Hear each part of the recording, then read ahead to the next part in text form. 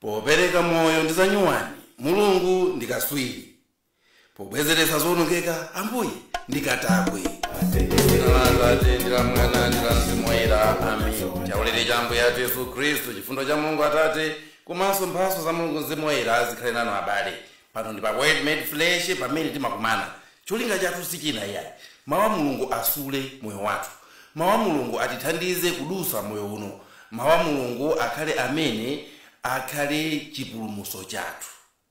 Kumbukirani, Yesu amene anali Mulungu ndi munthu anabwera ngati mawu, ndipo mawu amenewa ndi amene ife lero timagwiritsa ntchito ngati chipulumutso chathu. Lero tikunena kuti popereka moyo ndi Zanyuwani, Mulungu ndi Katswiri. Pobwezeretsa zoonengeka, Ambuye ndi Katakwe. Ndipo mawu athu tiyatenga kuchokera pa Salimo 30 ndime ya 1 mpaka ndime ya 7. Ndizakutamandani inu chauta, pakuti mwanditulutsa mdzenje la imfa. Simudalole kuti adani anga akondwere, poona kuti ndikuvutika. Chauta Mulungu wanga, ndidalira inu, kuti mundithandize, ndipo mwandichiritsa. Inu chauta mwanditulutsa mu dziko la akufa, mwandibwezeretsanso moyo kuti ndingasikire kumanda. Imbani nyimbo zotamanda chauta, inu anthu ake oyera mtima. Mumthokoze chifukwa cha dzina lake loyera. Mkwiyo wake ndi wakanthawi chabe, koma kukoma mtima kwake nkwa moyo wonse. Misozi ingachezere kugwa usiku, mmawa kumabwera chimwemwe chokhachokha. Koma ine pamene zinthu zidayendera bwino, ndinati sindizagwedezeka konse, chifukwa cha kukoma mtima kwanu inu chauta. Mudandikhazikitsa ngati phiri lolimba, koma pamene mudandimana madalitso anu, ine ndidataya mtima. Mawu a Ambuye. Tithokoze Mulungu. Abale anzanga, dziko limene tikhalali ndi dziko limene lili lozungulira, ndi dziko limene linalengedwa mopasa chidwi. Ukafasa ndi kuliyang'ana, nkulingalira zochitika zosiyanasiyana, umamva mu mtima mwako kuti koma Mulungu si nzathu. Salimo limanena mogoma ndithu, mogoma naye Mulungu. Mukatenga Salimo 8 ndime ya 4. Ndikamayang'ana kuthambo lanu limene mudapanga ndi manja anu, ndikamaona mwezi ndi nyenyezi zimene mudazikhazikitsa kumeneko, ndimazifunsa kuti kodi munthu nchiyani kuti muzimkumbukira, mwana wa munthu nchiyani kuti muzisamalira. Ukatswiri wa Mulungu pa chilengedwe chake. Ngakhale munthu utamayenda ndikumaona tizinyama timene Mulungu adalenga, tinati nkumanena kuti koma ndithu Mulungu anali bize kulenga akaka kachinthu kakang'onong'ono ngati kameneka. Tizinthu ngati achina nyerere, achina uzuzu, achina ntchentche, zitete, ukaziyang'ana kumene kuti koma abale Mulungu amaganiza bwanji. Ukayang'ana ngakhale nkhumba ija, kuti Mulungu anayifasilira kuyipangira mulomo uja ndi kuphwaphatisa kumenyera mkati. Analenga zinthu zosiyanasiyana, zina zosatha kuuluka koma zikati zithamange apa, inunso ndikugoma. Kuzera mu zimene Mulungu adalenga timagoma ndikuona ukatswiri wake. Kuti kachinthu kakang'onong'ono ngati kanyerere kaja, ndikukaona kuti kakumata kumadya, ndikumana kuti kodi ikoka ulumatumbo kali nawo angati. Zolengedwa zonse zimakamba za ukulu wa Mulungu. Ngakhale mmene adamulengera munthu, ukatswiri wa Mulungu umaoneka. Mukatenga Salimo 139 ndime ya 14, akunena kuti ndikutamandani inu opsa ndi odabwitsa, ntchito zanu zonse nzodabwitsa. Mapangidwe anga sanabisike pamaso panu, pamene ndinkapangidwa mwachinsinsi m'mimba mwa amayi anga. Salimo 19 ndime ya 1 nayo ikukamba za ukatswiri wa Mulungu uoneka mu chilengedwe chake, Zanyuwani zimene Mulungu akubweretsa. Akuti zakumwamba zimalalikira ulemerero wa Mulungu, thambo limasonyeza ntchito za manja ake, usana umasimbira zimenezo usana unzake, ndipo usiku umaziwisa zimenezo usiku unzake. Palibe kulankhula, palibe kunena mawu aliwonse, liwu lawo silimveka konse, komabe uthenga wawo umafalika pa dziko lonse lapansi. Mawu awo amafika mpakana kumathero a dziko lapansi. Kunena kuti ukamachiyang'ana chilengedwe ichi chokha chimayankhula za ulemerero wa Mulungu, chokha chimayankhula za ukulu wa Mulungu, ndipo chokha chimayankhula za ukaswiri wa Mulungu. Zonsezi zikungonena kuti Mulungu ndi wogomesa mu chilengedwe chake. Zikusindika ukaswiri wa Mulungu wooneka kuzera mu zanyuwani zimene iye amabweretsa ku dziko lapansi. Kwa ife anthu ndi chinthu chothandiza kuti nthawi izina tizitengako kanthawi ndi kukhalapo pansi ndi kumasinkhasinkha za chilengedwe cha Mulungu. Chifukwa timalimbikitsana kuti nthawi zina kumapita koyenda kumakangoyenda ndi kumaona chilengedwe cha Mulungu chimene chicha chizikupasa chidwi kuti Mulungu wathu ndi otani. Tizikhala pansi ndi kuona ukaswiri wa amene ali kumbuyo kwa zimenezo. Salimo 94 ndime ya 9 ikunena kuti, kodi amene adalenga makutu sangathe kumva? Kodi amene adapanga maso sangathe kupenya? Kodi wolangiza mitundu ya anthu sangathe kulanga? Kodi wophunzitsa anthu onse alibe nzeru? Mawu amenewa kutiuza kuti mu zazikulu ndi zozizwitsa zimene Mulungu amapanga, ifeyo timathandizidwa ndi kumazindikira mphamvu zake za amene analengayo ndi kuthekera kwake kwa Mulunguyo pongoona zimene iye analenga. Ngati anatha kulenga mapirikaniro, kodi iye angakhale osamva ukaswiri umene Mulungu ali nawo mu chilengedwe chake? Zimatithandiza kuona ukaswiri wake ndipo timayamba kumpasa ulemu ndi kumulemekeza. Inuyo azungu onse aja mawe mmasiriraja aya koma azungu zonse zija za mphamvu zimene amapangayo zija, kandi ndege kandi mabomba kandi zichani, zikukuza ni kuti amene adawalengayo yemwe amene anakulenga inu ndi ine ndikaswiri mapeto, ndipo palibe ofanafana naye. Palibe leto ofanafana naye. Salimo 40 ndime ya 5 ikunena kuti, inu chauta Mulungu wanga mwatichitira zodabwitsa zambiri, mwatikonzera zabwino zambiri zakusogolo, palibe ndi mmodzi yemwe wotha kulingana nanu. Ndikati ndisimbe ndikulankhula za zimenezo sindingathe kuziwerenga konse chifukwa cha kuchuluka kwake. Ukaswiri wa Mulungu pobweretsa zanyuwani, ukaswiri wa Mulungu mu zolengedwa zake umatithandiza ife kungogwada pansi ndi kumpembeza pakuona ukulu wake. Umatipangisa ife kumugonjera Mulungu poona ukulu wake. Zimatipangisa ife kunthokoza poona zimene wachita pakati pathu. Chonyadilisa ndicho kupangisani inu ndi ine kumadumpha ndi chimwemwe ndi chakuti Mulungu Atate athu adatigawirako ukaswiri umenewu, ukaswiri wolenga, ukaswiri wobweretsa zanyuwani. Pamene adawuzira mpweya wake, mzimu wake mwa inu ndi ine, pamene adatilenga m'chifaniziro chake, anatipasa ukaswiri wolenga. Taonani inuyo zokoma ndi zodabwitsa zimene anthu tikupanga pa dziko lapansi. Timatha kuomba nsalu, timatha kulima minda yathu, timatha kuluka zipewa, timatha kuluka mphasa, timatha kumanga nyumba. Zonse ndi zanyuwani zimene ife timatha kubweretsa chifukwa anatitapirako, anatipakulira ndi kutigawira ukulu wake ndi ukaswiri wake. Koma mwina inu ukaswiri umenewu ngakhale mudapasidwa simukuonesa mpaka lero mmoyo mwanu. Muli ngati uja anakwirira ndalama yake uja. Ukaswiri wotha kukolola zokwanira ndi kudyetsa dziko lonse lero kuti sowa. Ukaswiri wotha kupanga zinthu zochepetsera mavuto au munthu wathu mwina lero kuti sowa. Koma talowani ngakhale mundirande mukaone ukaswiri umene Amalawi ali nawo. Lero ndafuna kuti kuzera pano pa Word Made Flesh ndikukumbuseni inu kuti mudagawiridwa ukaswiri wolenga, munagawiridwa ukaswiri obweretsa zanyuwani. Mungosowa kukhala pansi, kuganiza, kulumikizana ndi Mulungu ndi kusinkhasinkha mokwanira. Ana ndi awa tidakaberekabe, atsogoleri mmawa ndikukhala ndi ukaswiri owapasa aja zowayenerera kuti asakhale mizati ya ziko. Mpingo wathu udakaonesabe ukaswiri pa nkhani ya maphunziro, ukaswiri pakubweretsa maganizo anyawani othandiza zikoli.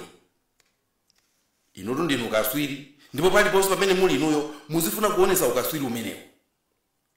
Kaya ndi timu yathu ya mpira onesesani kuti mukuonesa kuti Mulungu sadakumaneni nzeru, sanakumaneni ukaswiri. Madokotala athu, manesi athu mzipatala, onesani ukaswiri pofuna kufukula maganizo ndi luso lasopano lothandizira mapeshenti, kusakira mankhwala. Tikhale ndi luso osamangodalira mankhwala ndi zochita za azungu ayi. Mulungu anatipasa ukaswiri, anatipasa ukadaulo umene ife tikuyenera kuuseweretsa m'manja mwathu mundikuona kuti kodi tibweretsa za mtundu chani Zanyuwani. Tiyeni aliyense pamene ali ayikepo mtima aufukule ukaswiri wake, ndipo chilichonse chimene uzipanga iwe uonesepo ukaswiri. Osamangopanga zinthu zabwatabwata phu.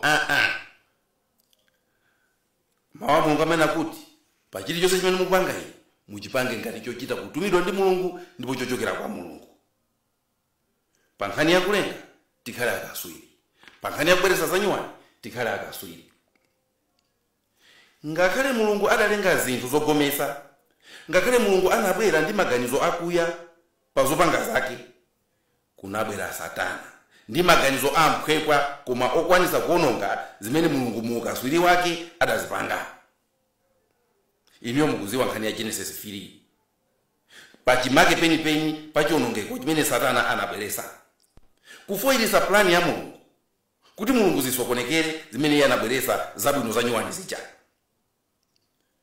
Munthu amene Mulungu anamkonda ndi kumpasa zonse lero kupotokeratu ndi maganizo omwe ndi kumukira Mulungu. Tikuchitira umboni ife tonse mmene zokoma ndi zokongola za Mulungu zikuphwasuliridwa ndi mphamvu za Satana. Mwinanso potituma ife tomwe. Ukwati woyera, wokongola, wovala velo ndipo susuti wokoma bwino ndithu ndikuona ukutha ngati nsanza. Zabwino zokoma zija zasokonekera, Satana waononga. Ana abwino oleredwa ndi mtima onse poyerayera kungowatembenukira makolo awo, kusanduka zigawenga ndi atumiki ake a Satana. Ziko lokoma lankaka ndi uchi kusanduka uvuni yokazingiramo amphawi, yokazingiramo anthu ndi njala. Zomvetsa chisoni kuti ukaswiri umene Mulungu anayikapo lero umaonongedwa ndi Satana. Zabwino zathu ngati zimenezi zikaonongedwa pamene anthu fe timadandaula kwambiri. Ndi pamene anthu fe timadandaula kwambiri. Zinthu zimene zinali ku mtima kwathu chifukwa tinazimva kukoma zikaonongedwa timakhumudwa ndipo ena amazimangirira. Ukaganizira banja lako mmene munkakonderana, lero nkumaona mzako uja ali mbokosi, mtima umasweka. Zabwino zija zimene Mulungu anatipasa. Ukakumbukira siku la ukwati wako mmene munkang'anisirana na mubelusirana maso, mmene munkalonjezerana pamene paja I love you my darling. Lero ndikukachita kukukana poyera pamaso pa anthu. Sindikumfuna kazi oyipa uyu, mamuna oyipa uyu. Mtima wako umasweka. Mtima wako umasweka. Mukaliona ziko limene mudalifera, chipani chimene munachipasa support yonse, lero chikukhala ngati kuti sichikukuziwani olo pang'ono, mtima wanu umasweka. Ngakhale kuvota kumene simakufunanso. Salimo 30 imene tawerenga ija ndime yasikiza kunena kuti, koma ine pamene zinthu zinandiyendera bwino ndinati sindizabwedezeka konse. Chifukwa chakukoma mtima kwanu inu chauta munandikhazika pa phiri lolimba. Koma pamene mudandimana madaliso anu ine ndinataya mtima. Pamenepo ndinalira inu chauta ndipo ndinapempha chifundo chanu. Ndimene moyo wathu makhalira. Mulipo pano pompano amene Mulungu anakudalisani pakanthawi kena kake ndipo moyo wanu unali utamanda Mulungu. Business imayenda, banja kumayenda, kuntchito zabwinobwino. koma mwina ndinena pano zonse zija zasanduka bwinja, zagamuka ndipo mwataya mtima, mwakwira ndi Mulungu amene, mwakumudwa ndipo muli ngati Yobu wokhala pazala. Ndiye ndafuna inuyo mumve mawu awa, mundimve. Zimene mudaona mu chilengedwe cha Mulungu, ukaswiri umene mudauona muzanyuwani zimene anakupasani, moyo wabwino umene anakupasani Mulungu, ukaswiri umene mudauona mwa Mulungu pobweretsa zinthu zanyuwani, ubwino wake umene munauona mmoyo mwanu ndi zokoma zake, ukaswiri umene uja nchabe, umene uja ndichabe, ukaswiri umene uja ndichabe, simunaone zinthu inuyo. Ukaswiri umene munauona inu, umene mukuona mukavunukula Genesis pa chilengedwe chake, polenga zinthu zonse bwinobwino ndithu, ukaswiri umene uja nchabe, ukaswiri umene uja nchabe. Amangolenga, amangopanga zabwino, amangopereka zanyuwani, amangopereka zabwino, koma ndani asanabwere. Ukaswiri wa Mulungu maoneka ndani asanabwere. Amapanga zonsezo popanda ulimbana naye, nkumaoneka ngati dolo, nkumaoneka ngati kaswiri. Inuyo mukapita kukaonera mpira timu ya Flames ilipo yokha kaya kupanga ma practice, mutati mukaone mmene anyamata athu amaponyera akakhalako okha, mastyle amene amathyola iwo kumeneko, inu mutakugwedezera mutu kuti koma iyi ndiye ndi timu, mutakugwedezera mutu kuti iyi ndi timu. Mukachiona chipani cha ndale chikupanga zake, anzake onse ali du, mukapita ku misonkhano yawo nthawi ya kampeni isanafike, mutakumati koma chipani ndiye ichi chakukola anthu.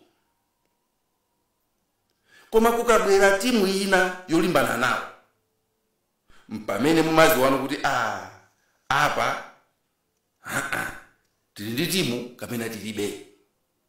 Mukakaona Flames ija ili m'galaundi ndi timu ina yosuzana nawo, mbayonero mutaziwe kuti kodi timu iyi ndi anthu chani.